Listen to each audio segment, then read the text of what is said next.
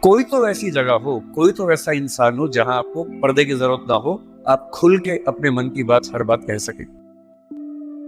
इंसान को इंसान बने रहने के लिए कम से कम 2-3 ऐसे रिश्ते चाहिए होते हैं जहां वो पूरी तरह से सहज होकर रह सके, जहां उसको पर्दा न लगाना पड़े, जिनके साथ आप अपने मन की हर बात खुल के कर लेते हैं।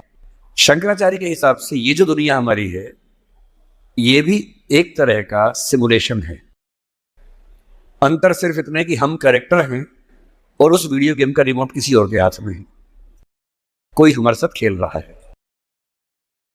और हमें लगता है कि मैं सीए बन गया, वहां से बटन कैसे चला, अब सीए बन गए और आप उछल रहे हैं, ये कर रहे हैं, वो कर रहे हैं। अचानक उससे गलती हुई, यह मामला खत्म। जैसे वीडियो गेम में आपसे गलती हुई, 15 वाला खत्म हो जाता है।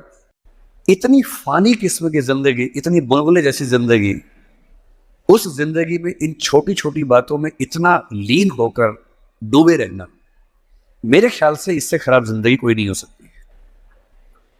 और इसलिए जो करना है वो ये है कि जिंदगी में होते हुए अपनी जिंदगी को बेहतर कैसे बनाना है। फाइनेंशियल चीजों से कंप्रोमाइज न करते हुए अपनी बाकी जिंदगी को बेहतर कैसे बनाना है। और जिंदगी बेहतर है यानी इसके 4-5 पैरामीटर्स हैं। सबसे गहरा पैरामीटर ये है कि आपके पास जीने का कोई पर्पस है या नहीं, और है तो कितना बड़ा पर्पस है। कुछ लोगों के पास होता है, मुझे सबको हरा देना है, फर्स्ट आना है, 1 करोड़ कमाना है, ठीक है, पर्पस है, पर यह पर्पस बहुत दूर तक हेल्प नहीं करेगा। इससे बेहतर पर्पस होता है एक समय के बाद कि आप अपनी क्रिएटिव इनसाइट को आगे बढ़ाएं। मैं ऐसे कई सीएस को जानता हूं जो सीए है, पर उनको लगा कि मेरी जिंदगी इतनी सीमित नहीं है, मुझे कुछ और करना चाहिए। तो उनमें से एक शेखर कपूर बन गया। उसने मिस्टर इंडिया फिल्म बनाई, बैंडिट क्वीन बनाई, कितना कमाल किया। एलिजाबेथ फिल्म बॉलीवुड में बनाई। वो चार्टर्ड अकाउंटेंट है, पर उसको एक दिन समझ में आ गया कि मेरा सीए वाले काम से ना जिंदगी कमाल की नहीं हो पाएगी। ठीक है, मैं कुछ कुछ कर लूंगा, लेकिन वैसी नहीं हो पाएगी जैसे मैं चाहता हूं। और बहुत सारे सीए हैं। एक सीए को लगा कि मुझे देश को भी सुधारना चाहिए, वो सुरेश प्रभु बन गया, रेल मंत्री बन गया। एक और सीए को लगा कि मुझे एक नई पॉलिटिकल पार्टी में ईमानदारी का संदेश लेके जाना चाहिए, वो राघव चड्ढा बन गया। इतने सारे सीएस हैं, कोई पॉलिटिक्स में आ गया, कोई उद्यम में चला गया। एक सीए बाहर से पढ़ के आया, उसको लगा मुझे तो मीडिया की दुनिया को रेगुलेट करना है, अच्छा बनाना है। उसने एक मैगजीन शुरू की, इंडिया टुडे, और धीरे धीरे वो आज तक का मालिक बन गया। अरुण पुरी, वो भी सीए है।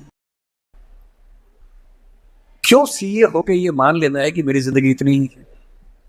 एक यंग सीए सिद्धांत चतुर्वेदी फिल्मों में इतना सुंदर एक्टर बन के आ गया है, अभी वो गली बॉयज में आया, शानदार एक्टिंग करता है। एक सीए को लगा कि मुझे केवल अकाउंटिंग नहीं करनी है, मुझे तो कुछ बड़ा काम करना, स्टार्टअप करना है, वो मोतीलाल ओसवाल बन गया। इतने बड़े बड़े सीए, कुमार मंगलम बिरला एक सीए है और सीए से पूरा साम्राज्य खड़ा कर दिया। एक सीए को लगा ये सब छोटा है, मुझे देश के लिए काम करना है, देश के लिए मर मिटना है। और आज से 2 महीने पहले उसने देश के लिए अपनी जिंदगी बलिदान कर दी। कर्नल मनप्रीत सिंह, जो कि सीए थे, वो भी चार्टर्ड अकाउंटेंट था। मेरी पहली आपसे गुजारिश ये है कि सीए बनने के बाद अपनी क्रिएटिव इंस्टिंक्ट को मरने मत दीजिए। कुछ क्रिएटिव, कुछ भी हो, वो क्रिएटिव हो सकता है कि आपको पेंटिंग करना पसंद हो, आपको पोएट्री पसंद हो, आपको फिल्म बनाना पसंद हो, फिल्म देखना पसंद हो, कुछ ऐसा।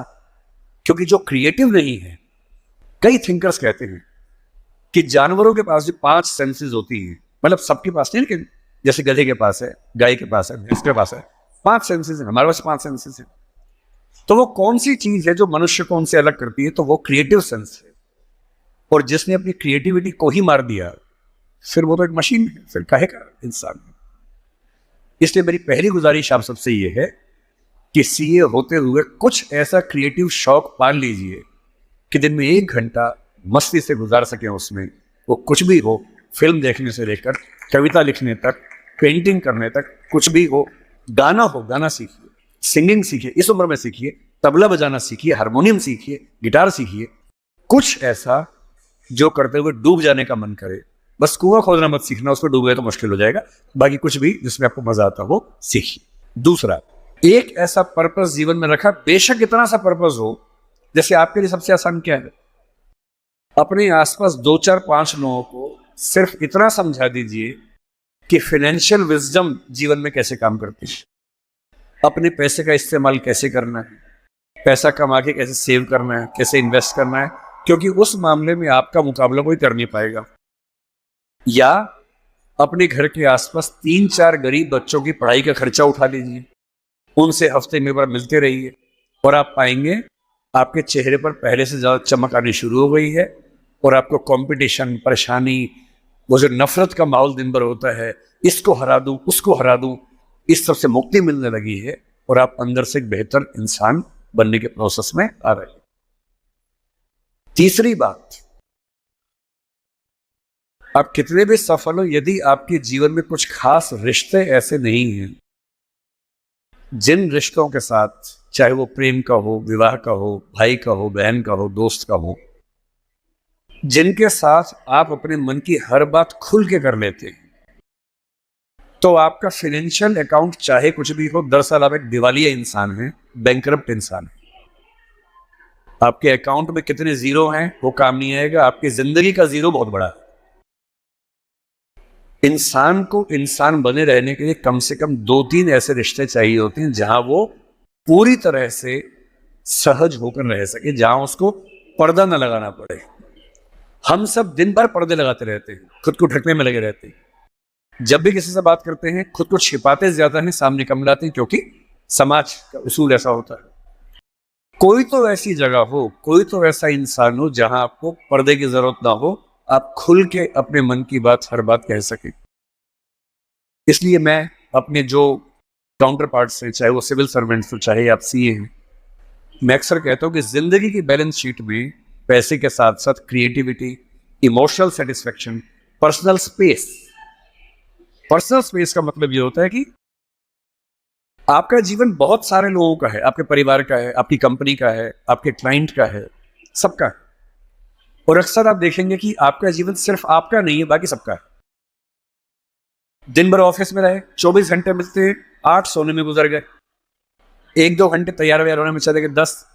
आपकी जॉब कम से कम 8 10 घंटे कम से कम लेती होगी, सीए की जॉब तो बड़ी मुश्किल है, 20 घंटे हो गए।